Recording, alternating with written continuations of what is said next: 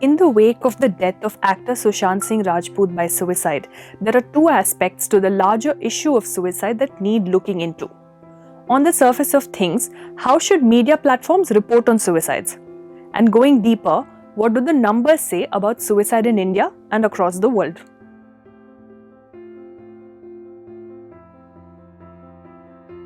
On 13 September 2019, the Press Council of India released a set of guidelines to be followed by media houses in reporting news related to suicides. These guidelines were, in turn, based on a report by the World Health Organization or WHO. The rationale behind these guidelines is to not sensationalize suicide and to keep reportage of suicide low-key. The media guidelines are part of a larger WHO initiative to prevent suicide attempts. This is relevant because the WHO views suicide as a public health issue that requires special attention. Research suggests that extensive and sensational coverage of suicide, especially when a celebrity is involved, may affect people who consume such news stories. Young people suffering from depression are reportedly more prone to imitating suicidal behavior from celebrities. An explicit description of the method used in a suicide attempt may also lead to people adopting the same in their suicide attempt. It is not advisable to put a stop to media coverage on suicides, so the WHO guidelines serve instead to make media houses report suicide stories in a manner that is accurate, responsible, and ethical.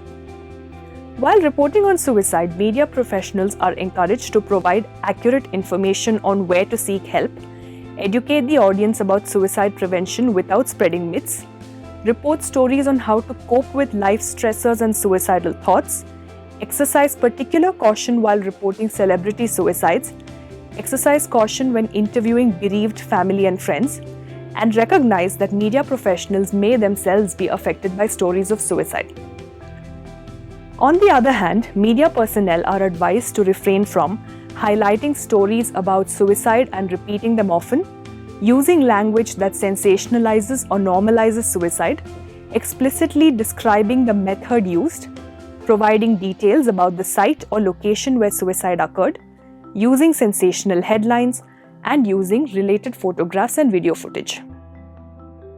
Despite these guidelines being issued, the world has continued to see media houses resort to sensationalism in reporting celebrity suicides. In fact, research studies suggest that the extensive coverage of American actor Robin Williams' suicide in 2014 led to a spike in suicides around the time.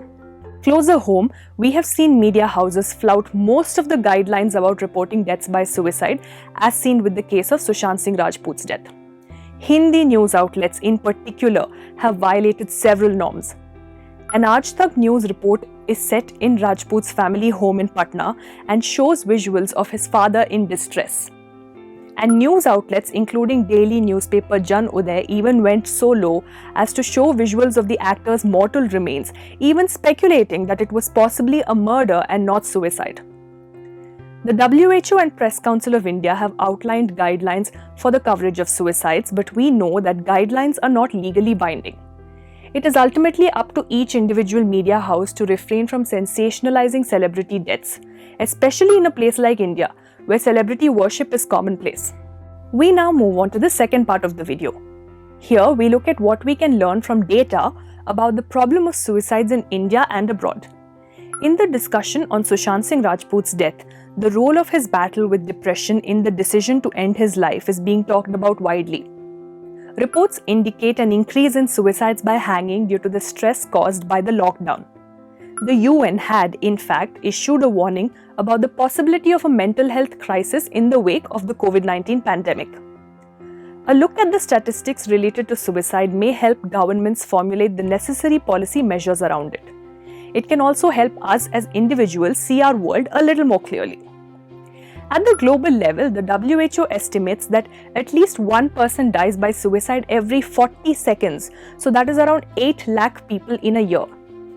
Coming to India, a study published in medical journal The Lancet shows that deaths by suicide increased by 40% from 1990 to 2016. The increase in proportion of suicide deaths is higher for men and women, but the increase in women's suicides is higher. Age is another demographic of concern. The Lancet study shows that suicide is the #1 cause of death in the 15 to 39 age group in India. This is particularly alarming because India has the world's largest population of people below 25. The National Institute of Mental Health and Neurosciences conducted a national mental health survey in 2016 in collaboration with 15 other institutions. The survey was conducted in 12 states.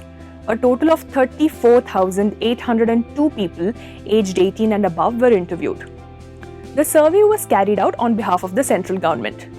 According to the study, 1 in 20 people in India is clinically depressed, and nearly 1% of the population reported high suicidal risk. This survey also points to suicidal risk being higher in urban metros. The risk in females is a concern shared by this study with the Lancet study we spoke about earlier.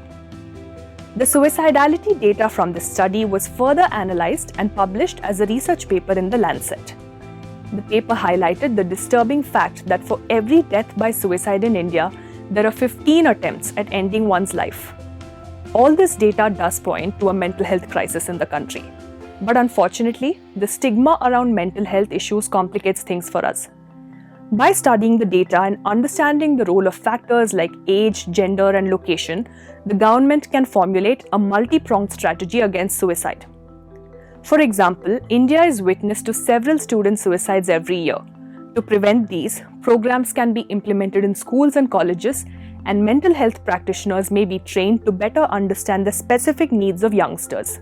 The National Mental Health Program was implemented in India in 1982. It aims to ensure the availability of basic mental health care to all, especially members of marginalized groups. More recently, with the coming in of the Mental Health Care Act 2017, suicide attempts are no longer considered a crime. According to the Act, a person who survives a suicide attempt is mandated to receive treatment as a mental illness patient. Another step taken to promote mental well-being is the inclusion of suicidal rate as an indicator of mental health under the Sustainable Development Goals. This is meant to reduce the suicide mortality rate in the country. Despite these steps, we still don't have a national helpline number that a suicidal person can contact in distress. A dedicated 24/7 national helpline is the need of the hour.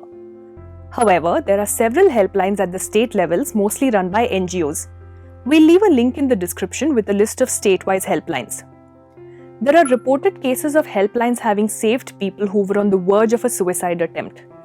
There are also dedicated helplines for special groups.